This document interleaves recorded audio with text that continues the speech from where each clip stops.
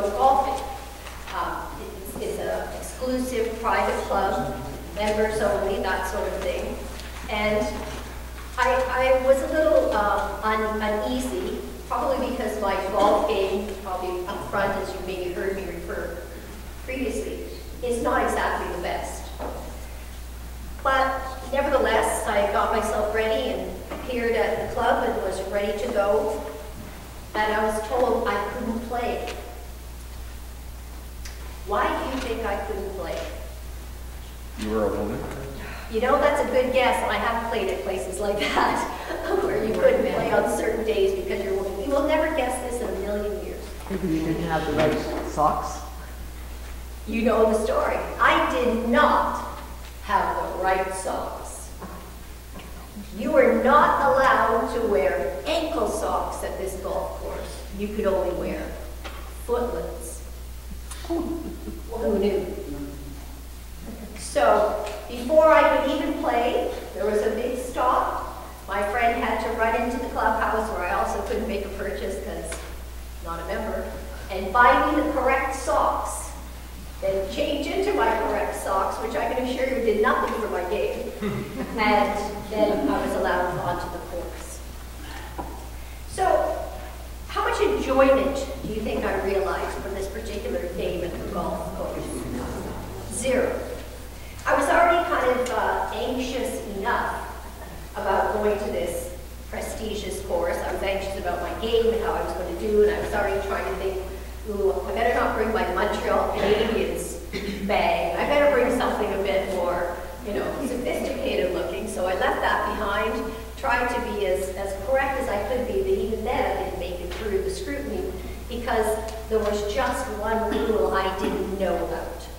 And so for the rest of the time, I didn't really enjoy myself. I was uneasily waiting to find out whether I was going to make another mistake, whether I was going to break another rule, an unknown rule, and that would further complicate the day. This is the kind of thing that Jesus is talking about today in John's Gospel. This is one of the sort of we talked at Bible study this week about sayings that are misread or mispronounced or repeated incorrectly. And this story from John's Gospel is a story that we interpret incorrectly. We think it's about money. We think it's about Jesus being unhappy about trade going on at the gates of the temple because of money. But in fact, what Jesus is concerned about is the fact that the gatekeepers, the doorkeepers, the members of this private club had so many rules that the average person coming simply to worship was so intimidated, was so overawed, was so uncertain and afraid that many people simply didn't go to the temple to worship anymore because they felt they wouldn't make it through. Poor people couldn't afford the sacrifice that was required to worship. You had to sacrifice a lamb, sheep, an ox.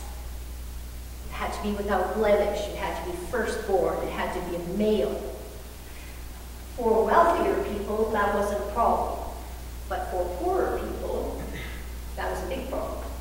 But the rules said if you couldn't provide a lamb or a calf, you could provide a dove. And we see that story when Jesus' parents come to present him at the temple. They bring a dove because that's all they could afford.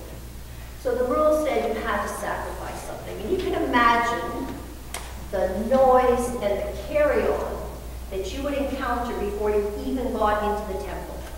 Animals being brought in and prepared for sacrifice, animals bleating, soiling the ground, making all kinds of noise and confusion, dust rising, animals being slaughtered, the blood was then literally thrown or splashed on the mercy seat.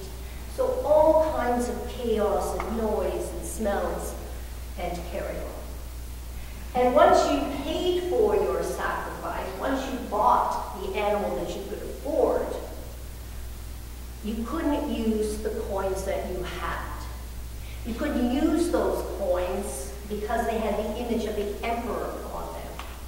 And observant Jews did not worship the emperor, they worshiped one God. So your coins had to be changed for temple coins. They had to be changed for coins that did not have an image of the emperor on them. So there would be tables of people constantly counting and shouting the odds, much like if you look at the floor of the stock market. Because many of these money changers, this was their business. So when you're changing money, how do you make money? You charge a fee, you charge some interest. So people say, well, don't go there, come here, I've got a better rate, I have a better exchange rate. So again, all kinds of noise, money changing hands, people shouting. The poor person who's come up from somewhere in the provinces who just wants to come and worship encounters this chaos at the place where they just want to encounter God. And Jesus is angry with this because he says, this isn't a market. Faith cannot be bartered, bought, and sold. The people who were doing these things weren't wrong. They weren't wrong. They were doing what the rules told them they could do. They weren't doing anything outside of the rules. The temple was broken up into courts, and you had to advance through these courts. You had to pay for your sacrifice. You had to make your sacrifice. You had to advance through these courts. The courts of the sellers were on the outside. If you were a Gentile, if you were a non-Jew, you never got into the temple. You only got to the court of the Gentiles. And to go beyond that meant any kind of punishment up to and including death. These were the rules. People knew the rules if they were familiar with the temple. But people who were not would just be stopped in their tracks and unable to access a place of worship, unable to worship God. Now, these rules in and of themselves weren't wrong because they'd been put into place at a time when people were stopping a way of life and beginning a new way of life. Who gave the commandments to the people?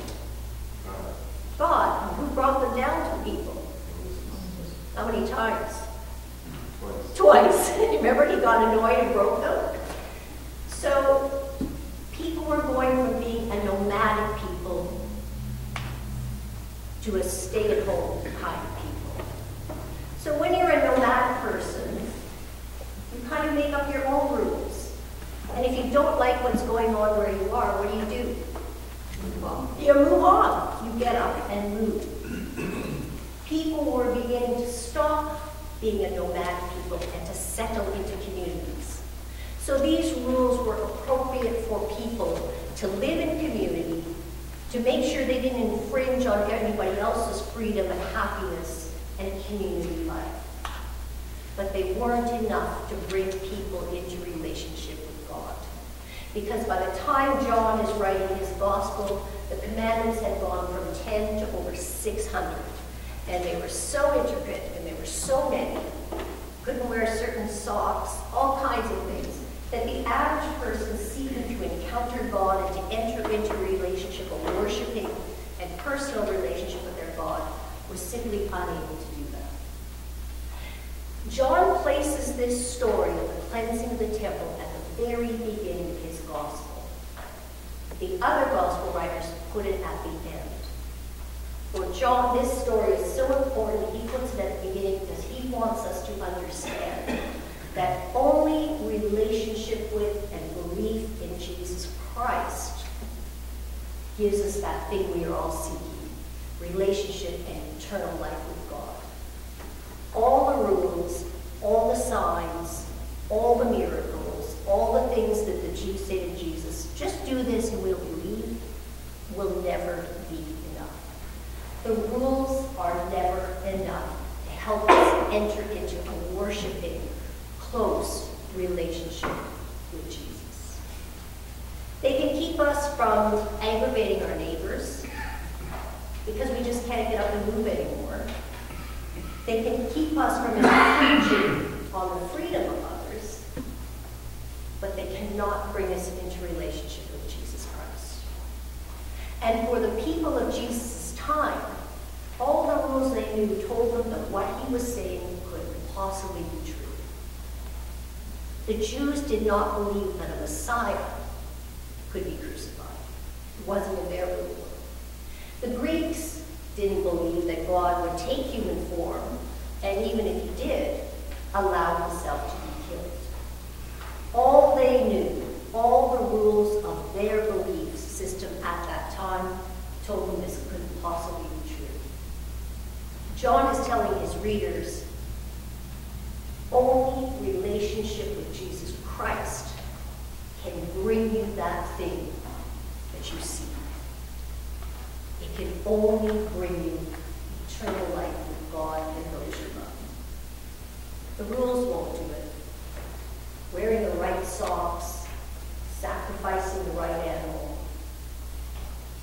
having the right rules in a church will not bring us into a relationship. And we all have been in situations where people don't like the rules or the way we do things. And what do? They move on. They move on. And we see that graphically in the number of churches that we have, sometimes so close together. It was often the case that people in one church, they decided they didn't like the rules, they didn't like the liturgy, they maybe didn't like the organist, shockingly, or the choir, or the priest, or the way things were done. They would just up and go, build themselves another church, and do things the way they wanted. None of these things is life. They simply bring a different pattern, a different set of rules. And we fool ourselves if we think if I just follow all the rules, I'll be there, I'll be safe. Because as the psalmist tells us, we don't even know our innermost errors. We don't even know we commit a sin that's against those rules. The writer of John's Gospel wants you to know that the rules of life, as set out in the Ten Commandments, or in your particular church, or your particular denomination, your particular group, are not what brings you salvation. It's a rule of life centered around Jesus Christ. He reminds us he is the temple that we come to.